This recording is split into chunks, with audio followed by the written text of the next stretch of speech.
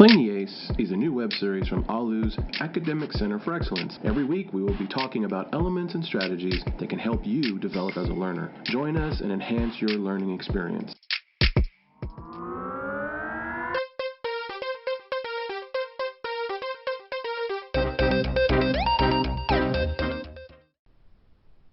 Welcome to Playing the Ace. I'm Sabrina, and joining us this week is... Hi, I'm Jason. Hi, I'm Dr. K. Do you take notes in class? If not, you should. Note-taking is this week's high card.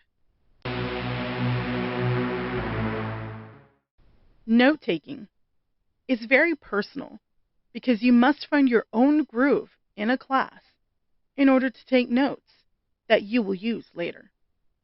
Let's explore Dr. K's 5 practical tips for organizing good notes that will help you study and learn. Point 1. Read or pre-read your assignment before class. This strategy helps you to recognize words, concepts, images, or graphs during the class lecture or discussion.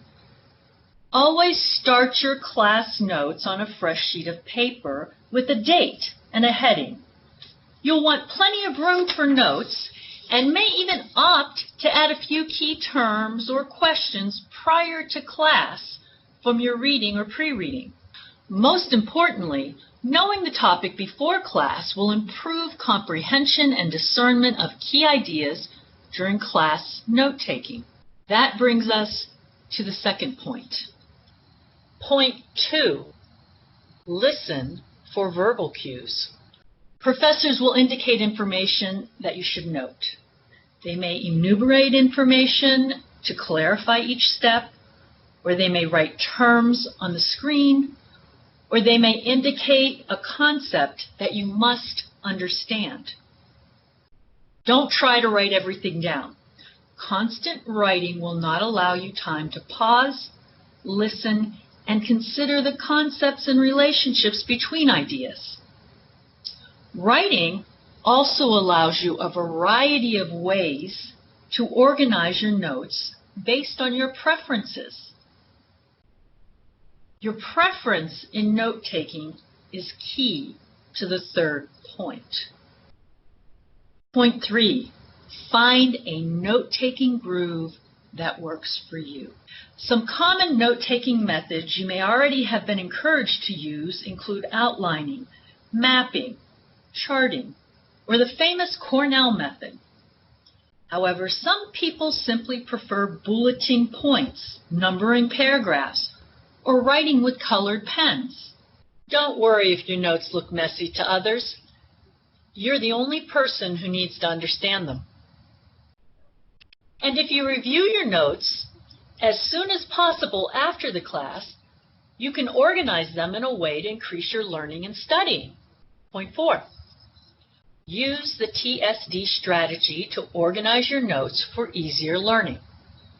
Let me explain the acronym and the questions you can use to help you focus and organize your notes.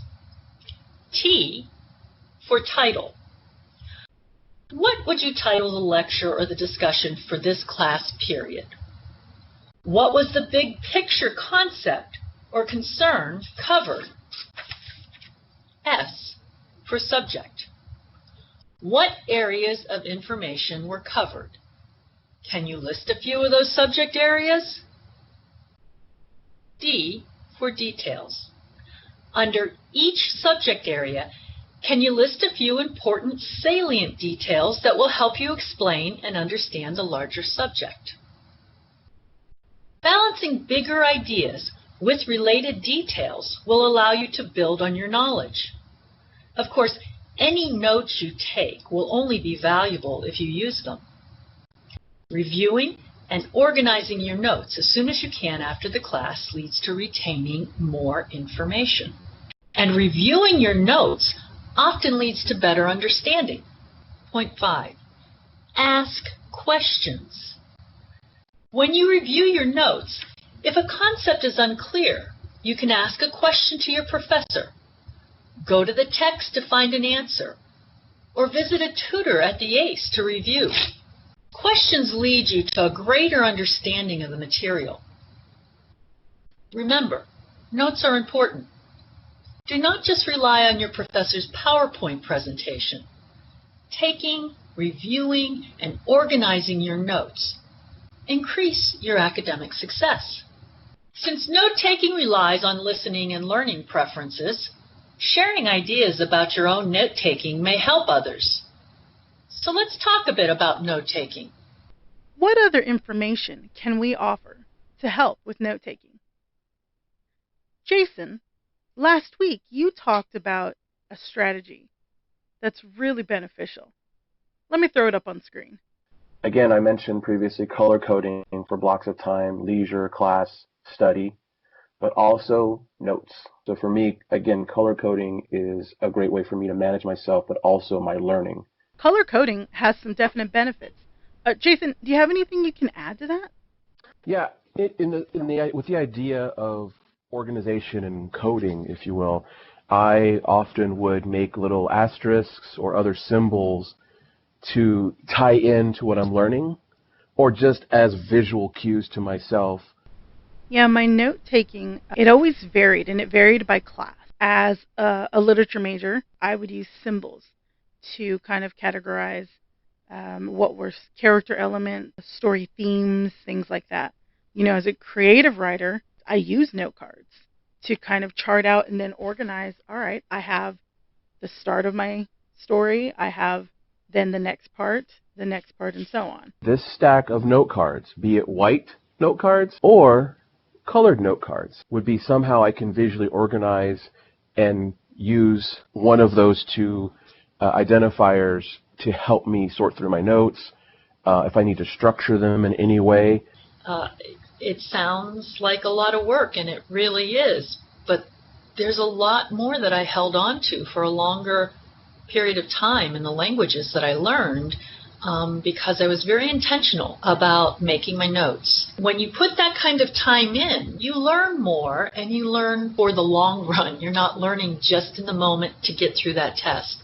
It'll stay with you from class to class. That's why note cards can be really effective in a math class, too. I would write all my formulas on note cards so that I could study them outside of, my regular class period. But it was also so that, when we were prepping for a test, my friends and I could kind of quiz each other. Okay. History has so much information. You have dates, you have people, you have locations, just so much to keep track of. And I think histories were especially, I would take advantage of highlighters. I would assign a color to a particular thing. Green for dates, blue for individuals. When it came to anything like governments, acts, things like that, I would give a color to that. Pink would be all of my specific policies and things I had to remember.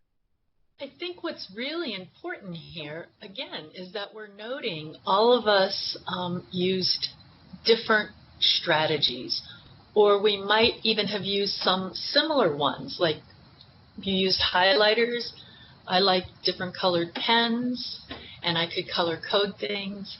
And those things matter to you because you will recognize them when you go to your notes. They might not translate for somebody else, but that doesn't matter because these notes are for you. And what we're all emphasizing is the fact that we write our notes. I know students think, why should I write my notes? I can just type them, and I type so much more quickly. And that might be true, but often when you're typing, you're just trying to type everything that's said. Literally writing something, if you're able to, can really make your mind and your hand work at the same time, and it can encourage you to do some pausing and thinking.